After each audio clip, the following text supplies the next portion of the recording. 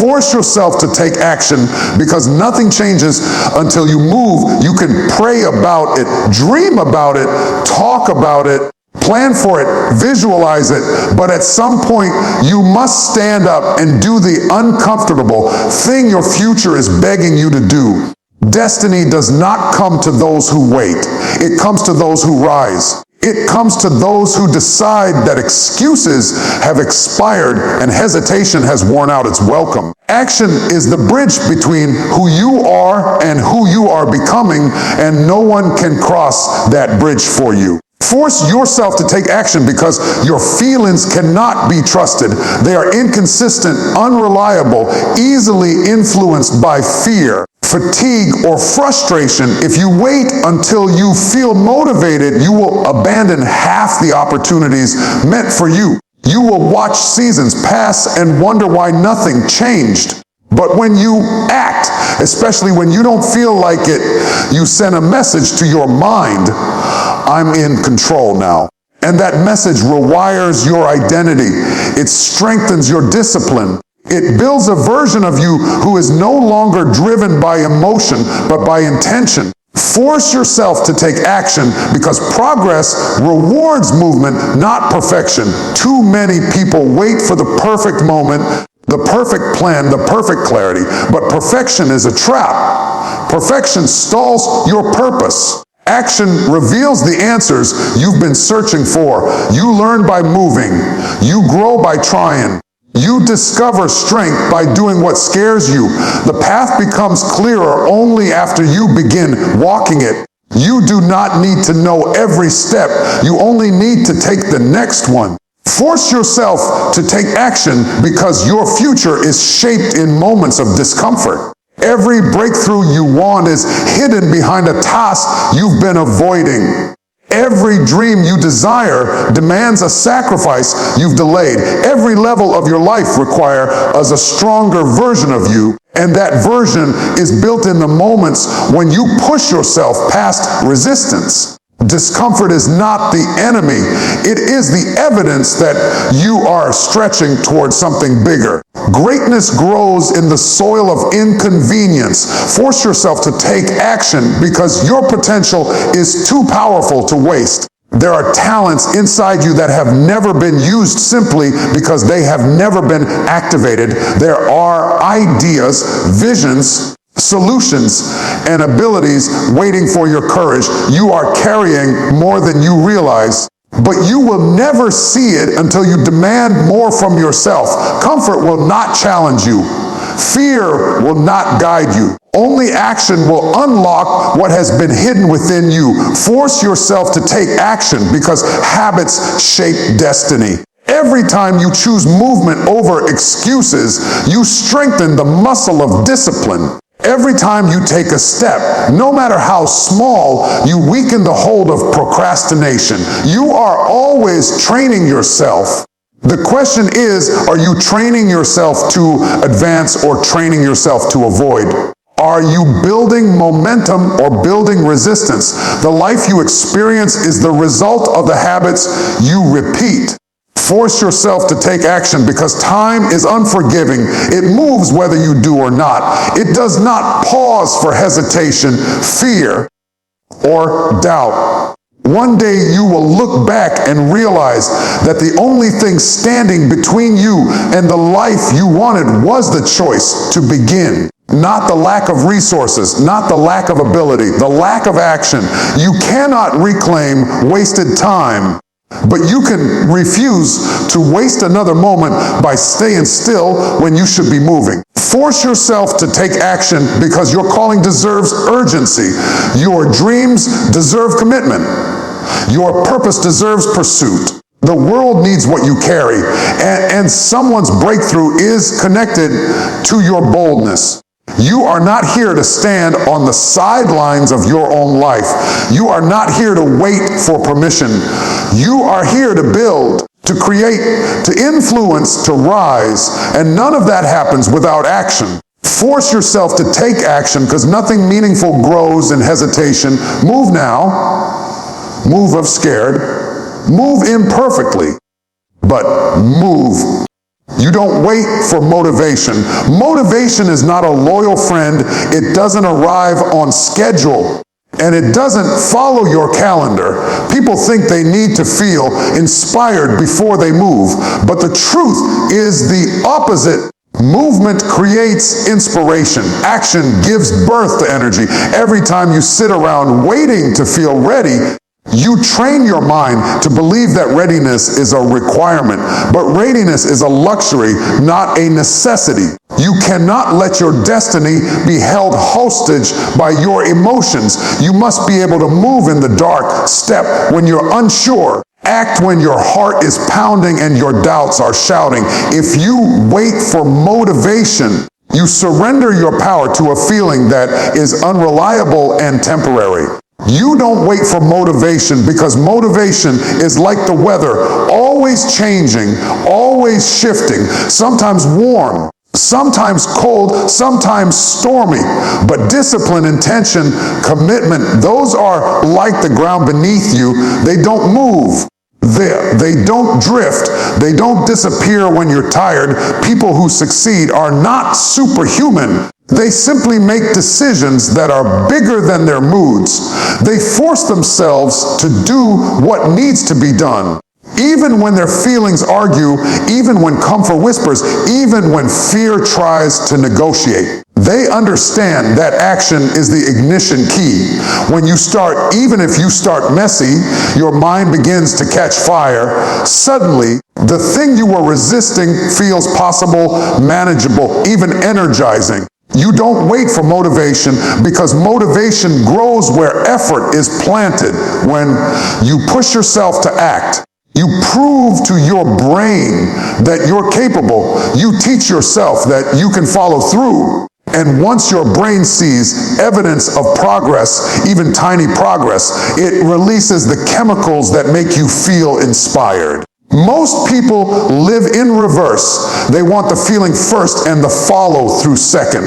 But the winners, the builders, the dreamers, they move first. They let the feeling catch up later. They understand that motivation is a byproduct, not a starting point. You don't wait for motivation because waiting is the silent killer of dreams.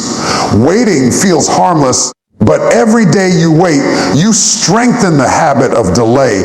Every time you say later, you give your excuses more authority. You give your doubts more room to root themselves. And the longer you wait, the heavier the task becomes in your mind. Delay makes mountains out of molehills.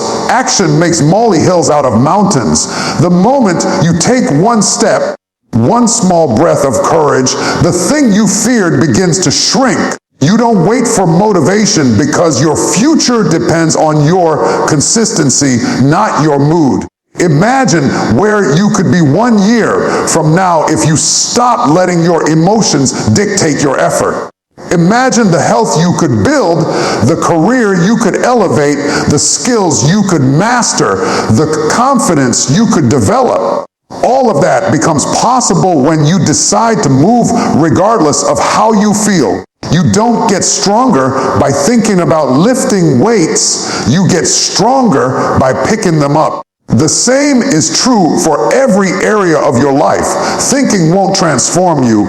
Wishing won't transform you. Hoping won't transform you. Action will. You don't wait for motivation because your goals deserve urgency. Your dreams deserve commitment.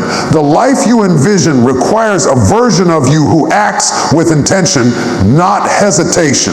You must learn to speak to yourself with authority and tell your mind what to do instead of asking it for permission.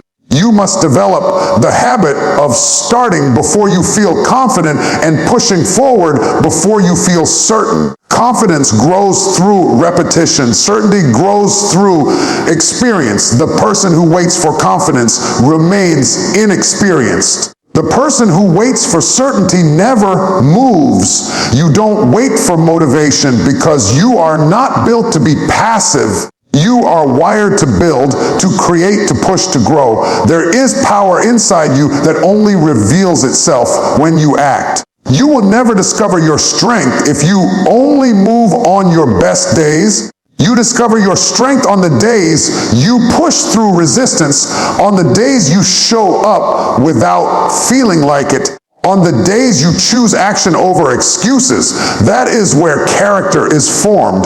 That is where resilience is built. That is where transformation begins. Your inner dialogue shapes your outer reality, because every action you take, every decision you make, and every belief you carry begins as a whisper within you. Long before anything becomes visible in your life, it starts in the private conversations you have with yourself. Your inner voice is the architect of your behavior. It is the filter that determines what you think you deserve, what you believe you can achieve, and how you interpret the world around you. If that voice is hostile, doubtful, or defeated, it limits your vision. But if that voice is bold, purposeful, and aligned with your values, it expands your path and pushes you into the life you are meant to build. Your inner dialogue shapes your outer reality, because your brain is always listening. When you tell yourself you're not capable, your brain begins looking for evidence to prove you right. When you tell yourself you're too late, too unprepared, too flawed, your mind highlights every mistake, every hesitation, every reason not to try. It's not that the world is stopping you. It's that your internal script is instructing you to shrink. The human mind is powerful, but it is obedient. It follows the dominant voice you allow to rule your thoughts. That's why people with incredible potential often live small lives, not because they lack ability, but because they have rehearsed a story that keeps them from exploring their strength. Your inner dialogue shapes your outer reality, because your body responds to your thoughts. When you speak fear to yourself, your body tenses. When you speak inadequacy, your energy drops. When you speak defeat, your motivation collapses. This is why two people with similar circumstances can have completely different outcomes. One talks themselves out of opportunities, convincing themselves they are not ready. The other talks themselves into growth, telling themselves they will find a way. Their circumstances didn't create the difference. The language in their minds did. Your inner dialogue shapes your outer reality, because you act according to the identity you believe you hold. If your inner voice calls you weak, you will behave weakly. If it calls you unworthy, you will tolerate things beneath your value. If it calls you a failure, you will approach challenges with hesitation rather than confidence. But when your inner dialogue affirms your power, when it tells you that you are capable, resourceful, resilient, your posture changes, your decisions strengthen, and your willingness to act increases. You don't rise to the level of your potential, you rise to the level of your self-belief. And that belief is crafted moment by moment in the way you talk to yourself. Your inner dialogue shapes your outer reality, because your thoughts form patterns, and those patterns eventually form habits. If your internal language is full of excuses, you will habitually retreat. If it is full of self-criticism, you will habitually sabotage yourself. But if your inner language is full of encouragement and accountability, you will habitually pursue progress. Your future is not built in grand gestures. It is built in small mental agreements repeated daily. Tell yourself, I can't, and you'll stop. Tell yourself, I can try, and you'll move. Tell yourself, I will, and you'll transform. Your inner dialogue shapes your outer reality, because the world often mirrors the way you treat yourself. When you speak to yourself with respect, you hold others to the standard of treating you respectfully. When you speak to yourself with confidence, you walk into rooms with a presence that others notice. When you speak to yourself with clarity, you make decisions from a place of strength instead of confusion. But if your inner dialogue is harsh, uncertain, or self-sabotaging, You unconsciously invite people and situations that reflect that inner chaos.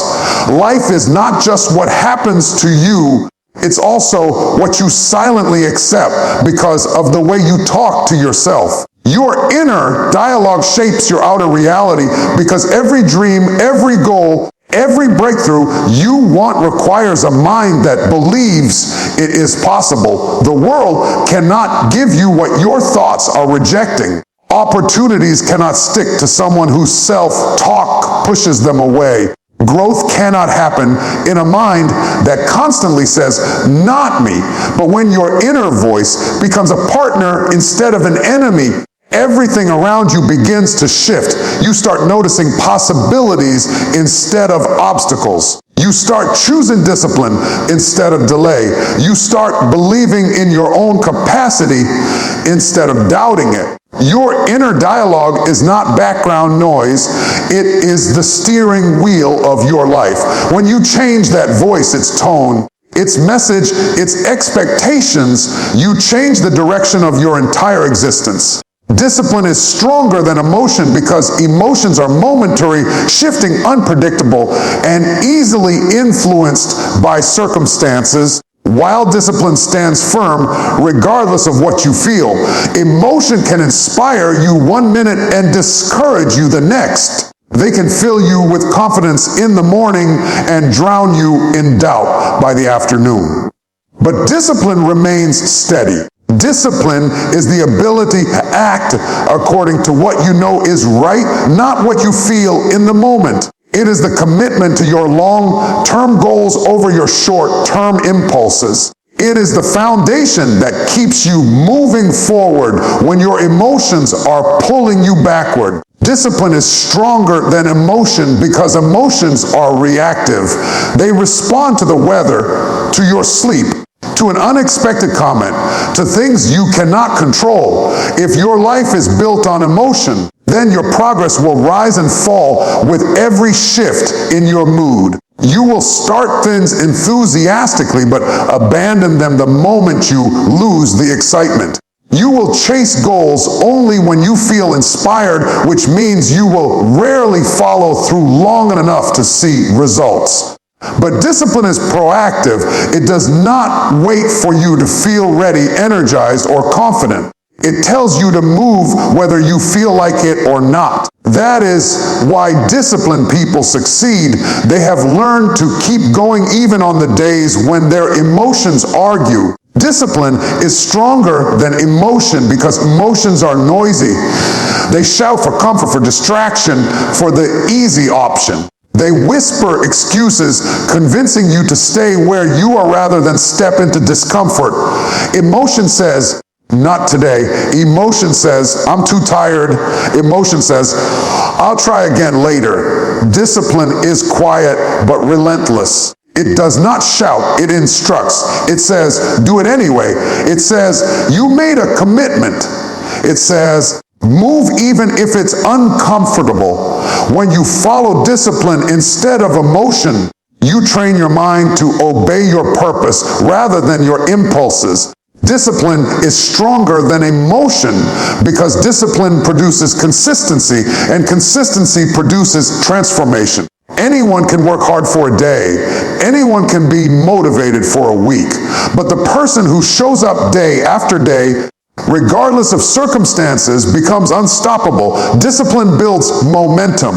It builds habits. It builds character. It builds a reputation with yourself that you can be trusted to follow through. When your actions are guided by discipline, you make progress even when your emotions fluctuate. And progress reinforces belief, which fuels more progress. The cycle of growth begins with discipline and is sustained by it. Discipline is stronger than emotion because emotions lie. They exaggerate fear. They magnify insecurity. They persuade you that you can't, that you're not ready, that you're too overwhelmed or too inexperienced. Emotions focus on the moment, not the mission. But discipline tells the truth. It reminds you of what you said you wanted. It reminds you of the goals you set when you were thinking clearly. It reminds you that commitment matters more than comfort. When you follow discipline, you separate temporary feelings from permanent priorities.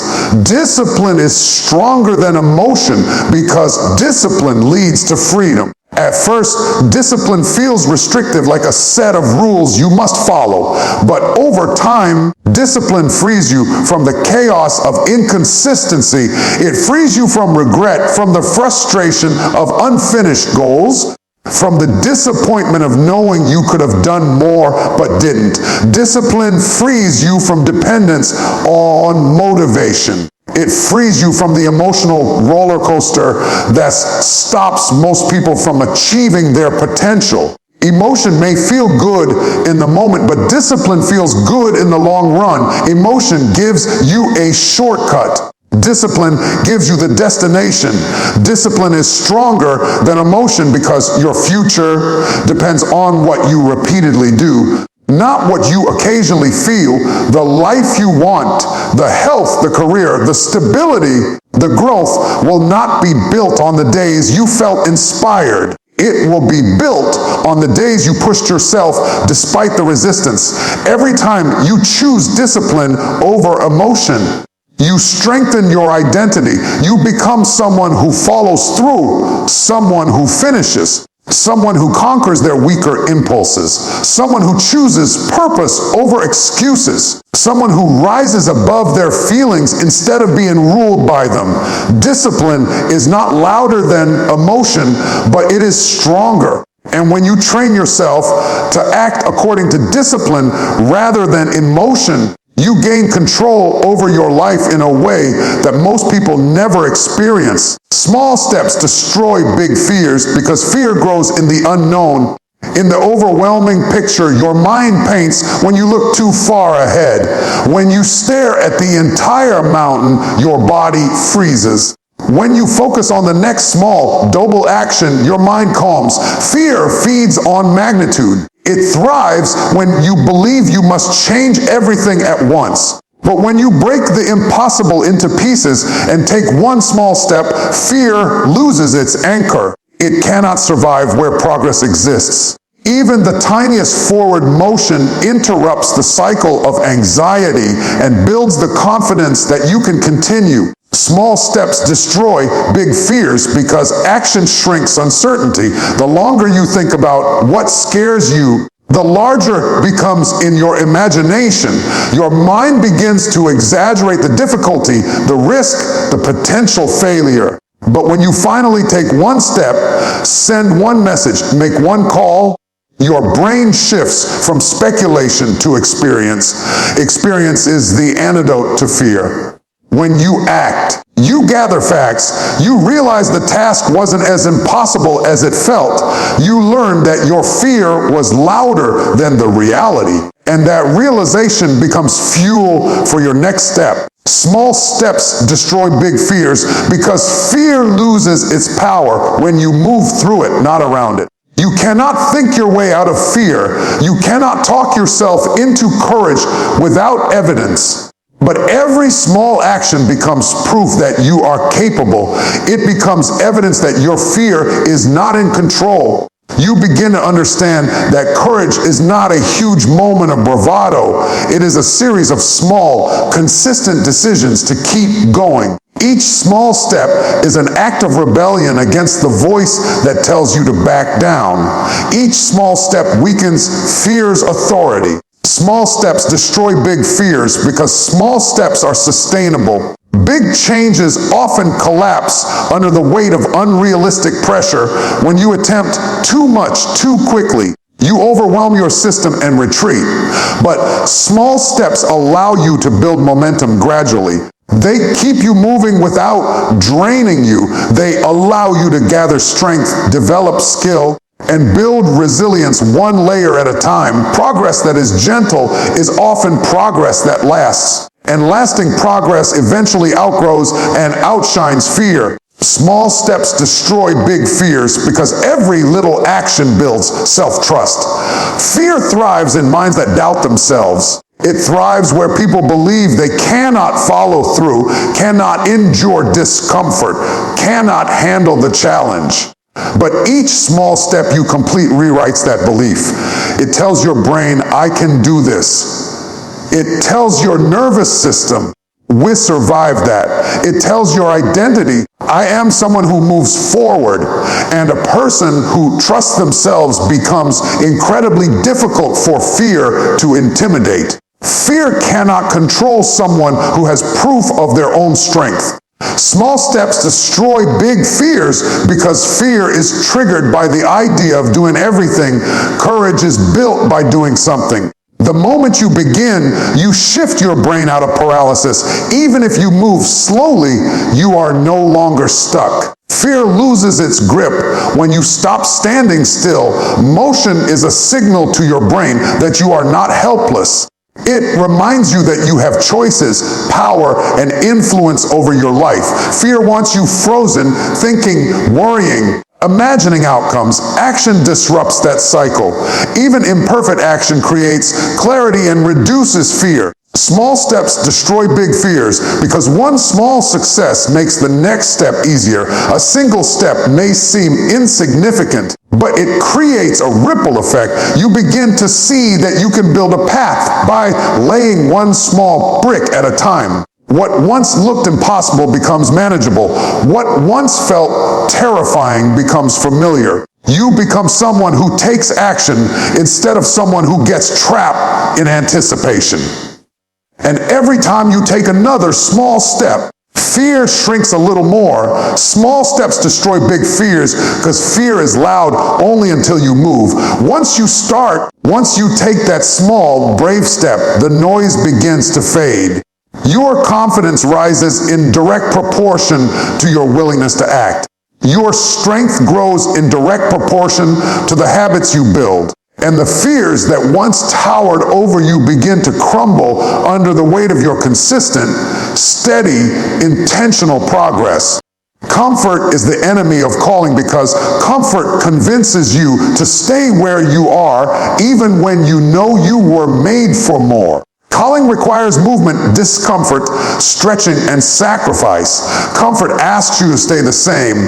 Calling asks you to evolve. Comfort whispers that you're safe. Calling whispers that you're capable. Comfort protects your present. Calling protects your potential. And one of them will win. The life you are meant to live depends on which voice you obey. Comfort is the enemy of calling because comfort numbs your ambition. It makes you content with good enough when greatness is within reach. It tells you that trying is risky, that change is unnecessary, that effort is too expensive.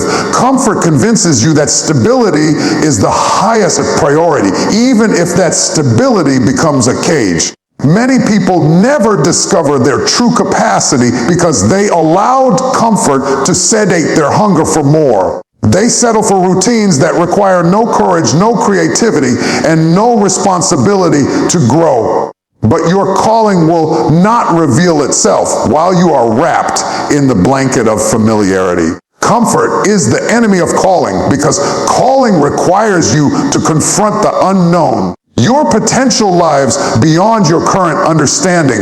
It lives outside your ordinary patterns and predictable choices. It demands that you step into places where you cannot control every outcome. Comfort keeps you in environments where everything feels manageable, but calling leads you into territories that require faith, resilience, and endurance. You cannot follow your calling while clinging to certainty. You must be willing to walk into unfamiliar spaces with the belief that you will rise to the challenge. Comfort is the enemy of calling because comfort is rooted in avoidance. It teaches you to avoid challenge, avoid risk, avoid pressure, avoid growth. It tells you that discomfort is a sign to turn back. But calling uses discomfort as a sign to move forward. Calling uses resistance to strengthen you. Calling uses difficulty to develop you. Every meaningful breakthrough in your life will require discomfort. There is no transformation without tension. If comfort is your priority, growth cannot be your reality. Comfort is the enemy of calling because calling demands responsibility. When you step into your calling, you become accountable for your gifts, your potential, your impact. You can no longer hide behind excuses. You can no longer pretend you don't know what you're capable of. Comfort lets you hide in the shadows. It lets you enjoy the illusion of safety without the weight of expectation. But calling asks you to carry the weight of purpose. It asks you to steward your talents, confront your weaknesses, and rise to your responsibilities. Comfort is the enemy of calling because comfort magnifies fear. The longer you stay in your comfort zone, the scarier growth becomes. You begin to fear change. You fear failure. You fear success. You fear responsibility. And the fear grows because your world remains small, but when you step into your calling, your world expands. You learn to tolerate uncertainty, to navigate challenge, to adapt to new realities. Your capacity increases because you are living in motion rather than stagnation. Fear loses its dominance when you choose progress over comfort. Comfort is the enemy of calling because calling requires sacrifice. You cannot keep all your comforts and still claim your highest purpose. You will have to give up old habits, old excuses, and sometimes even old relationships that were built around your limitations. You will have to give up the version of yourself that stays quiet, stays small, stays predictable. Comfort asks you to keep everything the same. Calling asks you to release everything that no longer serves your growth. And that release is uncomfortable, but it is necessary. Comfort is the enemy of calling because calling pulls you into alignment with your strengths, your passions, and your deeper truth. But alignment requires honesty. It requires you to face the areas where you have been complacent. It requires you to acknowledge that the life you want will demand more from you than the life you have. Comfort keeps you numb to this truth. It protects your ego by protecting your stagnation. Calling challenges your ego by awakening your potential. Comfort is the enemy of calling because calling is not found in ease. Calling is found in the moments when you push yourself, when you stretch your capacity, when you take steps that scare you but grow you. It is found in the pursuit of purpose, not the preservation of comfort. And the more you answer your calling, the more alive you feel. The more you choose comfort, the more you shrink. The tension between these two forces shapes the direction of your life. Your voice is powerful because it carries the ability to shape your identity, influence your decisions, and rewrite the story you live by. Long before anyone else speaks into your life, you speak to yourself. That quiet stream of thoughts becomes the language of your inner world, and that language becomes the foundation of your behavior. Your voice has the power to build confidence or destroy it, to fuel ambition or silence it, to open doors or lock them from the inside. The words you repeat internally become the beliefs you walk in externally. Every phrase you speak to yourself is either a seed that grows your potential or a chain that restricts it. Your voice is powerful because it can override fear. Fear speaks loudly, but your voice can speak louder. Fear says you are not ready, but your voice can say you will prepare. Fear says you cannot handle the challenge, but your voice can say you will rise to it. Fear says stay where it's safe, but your voice can say step where you are called. Courage does not appear out of nowhere. It is summoned by the words you choose to believe. When you use your voice to challenge your fears, you shift from paralysis to momentum. You create a narrative that empowers you instead of suffocating you. Your voice is powerful because it influences your environment. How you speak determines how people see you, how they respond to you, and how they interpret your presence. When you communicate with clarity, confidence, and intention, people are drawn to your leadership. When you speak timidly, apologetically, or uncertainly, people assume you doubt yourself. Your voice is not only sound, it is energy. It sets the tone for relationships, decisions, opportunities, and the way others evaluate your value. Your voice can open opportunities because people trust those who speak with conviction. Your voice is powerful because it can disrupt negative cycles. Many people live trapped in patterns passed down to them, patterns of insecurity, discouragement, or silence. But when you choose a new language, you choose a new path, when you stop repeating the script of limitation and start speaking possibility, you rewrite the mental patterns that hold you back. Your voice becomes a tool of transformation. It challenges the destructive thoughts that once dictated your actions. It interrupts the downward spiral of self-doubt and replaces it with a steady rhythm of self-belief. Your voice is powerful because it can heal. Words can wound deeply, but they can also restore. The way you speak to yourself in moments of failure or disappointment determines how quickly you recover. If your voice becomes harsh, judgmental, or cruel, you prolong your pain. But if your voice becomes compassionate and honest, acknowledging the mistake while encouraging growth, you create a space where resilience can grow. Healing often begins with the words you whisper to yourself when no one else is listening. Your voice is powerful because it carries influence far beyond what you see. What you say affects how others feel about themselves, how they think about their circumstances, and how they approach their own challenges. Your encouragement can lift someone who is sinking. Your honesty can redirect someone who is lost. Your belief in someone can awaken a part of them they forgot existed. Every conversation is an opportunity to shape the emotional climate around you. Your voice can be a catalyst for confidence, a spark for change, or a reminder of strength for someone who forgot theirs. Your voice is powerful because it shapes your destiny. You move in the direction of your dominant words. If you say you cannot, you won't try. If you say you are ready, you begin. If you say you will find a way, you search. If you say you will fail, you sabotage yourself before you even start. Your voice becomes the compass that directs your choices, and your choices become the blueprint of your life. The words you speak today build the path you will walk tomorrow.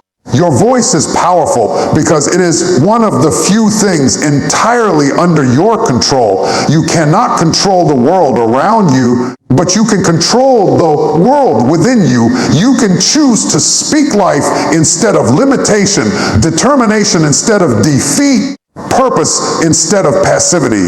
You can choose to speak in a way that lifts your identity, fuels your discipline, and strengthens your resolve. When you take ownership of your voice, you take ownership of your direction. Your voice is not just sound, it is a force that shapes who you become and how far you go.